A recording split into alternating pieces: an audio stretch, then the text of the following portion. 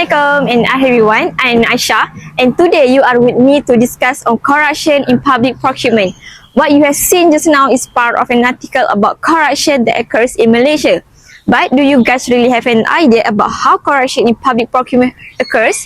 In general, corruption can be defined as when those in position of power, such as managers or government officials, act deceitfully demanding or accepting money or favors in exchange for services, politician public funds, or awarding workers or contracts to their sponsors to achieve favorable terms are all examples of corruption.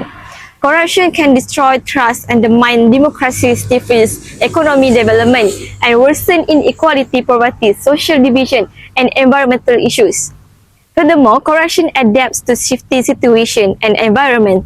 Changes in rules, legislation, even technology might cause it to change too. There are 4 types of public procurement, which are direct purchase, quotations, tender, and direct negotiations. There are a few issues and examples of corruption in public procurement which we will explain in details in the upcoming video. MDB was a strategic development company owned by the Malaysian government established in 2009 to promote economic development and attract foreign investments. However, it became embroiled in a massive corruption scandal in 2015 that involved allegations of misappropriation of funds and money laundering.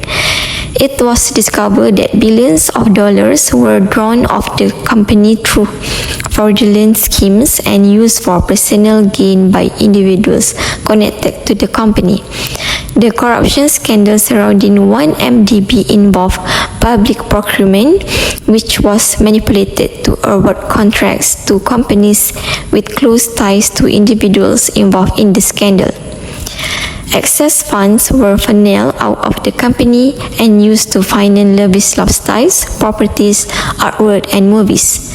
The Malaysian government has been actively pursuing legal action against individuals and entities involved in the corruption, and significant amounts of money and assets have been seized. Alright, next we will discuss the implications of corruption in public procurement.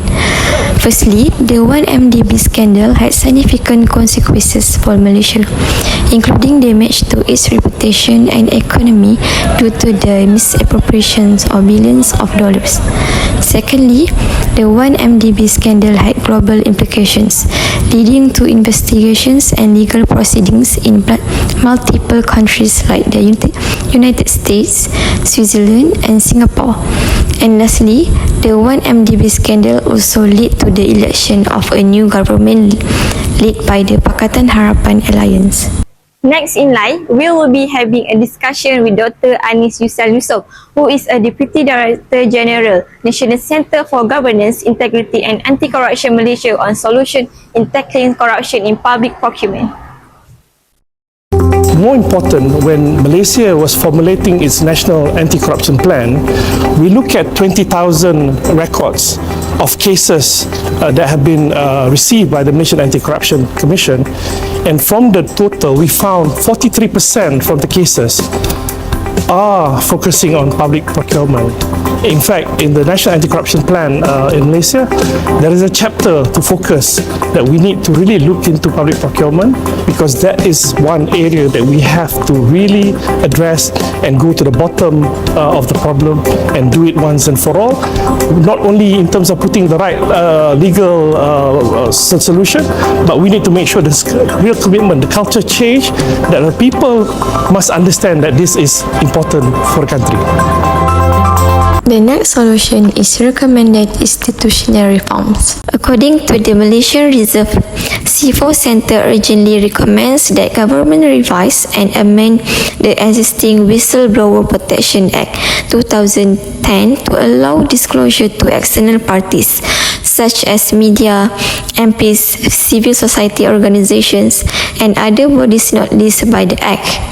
In the same vein, a core public interest defense to whistleblowers that disclose information despite being prohibited by written laws such as Official Secret Act 1972, Section 133 of Financial Service Act 2013, and Section 203A of the Penal Code.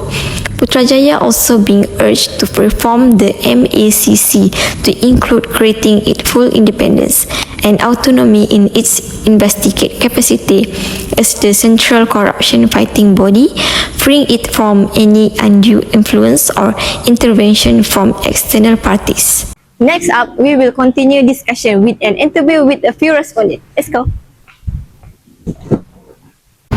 Apa pandangan Encik tentang amalan korupsi yang berlaku dalam negara kita? Pada pandangan saya, it's like it's an accepted norm that in order to get something out, right? Kalau nak buat apa-apa tu, you have to pay someone to get. That is wrong, right? That is absolutely wrong. Corruption should not exist. Right, but it's become a norm tau. Sekarang Malaysia ni, kalau tak diamalkan korupsi tu,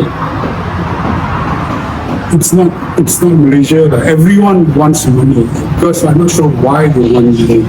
Nak buat kerja biarlah buat sejujur, tapi bukan dengan adanya inducement daripada mana-mana pihak untuk kerja. That's wrong, totally wrong. Daripada dari segi agama pun it's totally wrong as well. Whether it's your Islam, faith of Islam or Christian, Hinduism, corruption is totally wrong. Tidak seharusnya berlaku. That's my view lah. Apa pandangan Cik terhadap korupsi yang berlaku di negara kita? Pada pandangan saya, korupsi yang berlaku di negara kita ni memang sudah sangat teruk lah. Memang orang kata dah tiada penawar dah. Kalau ikutkan, negara kita ni sudah banyak melakukan inisiatif untuk membanteras rasuah. Contohnya kita ada Suruhanjaya Pencegahan Rasuah, kita ada every year punya audit. Tapi rasuah masih lagi berlaku dan masih lagi tiada jawapan dan kata putus daripada kerajaan. Jadi isu ni pada saya sangat berat. Ibarat sebuah kanser yang tiada penawar, tapi kita cuma boleh melambatkan kesan-kesannya dan boleh memperbaiki lagi untuk masa akan datang. Tapi kalau tanyakan saya, untuk dia hilang daripada Malaysia ni memang susah lah pada saya. Itu pandangan saya. In conclusion, corruption in procurement occurs when there is a clear misuse of public office. They also can impede economic development, distort market and mechanism, and create inefficiency, reducing competitiveness, trade and foreign direct investment. This study show that while the public procurement system may be available in the Malaysian government system of administration, ministers in the public procurement processes may open venue for corruption to take place. Furthermore, corruption stemming from a procurement system with an aspect of chain balance will cause a major drain on the national budget and can result in a huge loss of public funds. Eventually, the nation's credibility in the eyes of the international business community will be severely tainted, thus reducing the overall competitiveness of the country. That's all from me. Remember to stay away from corruption.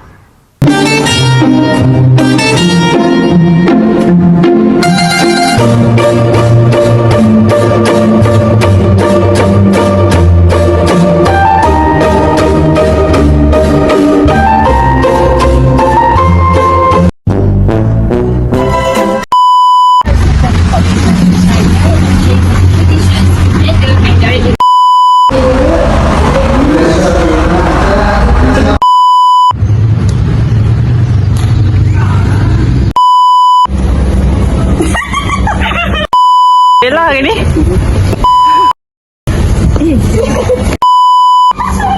Bernafas sekejap.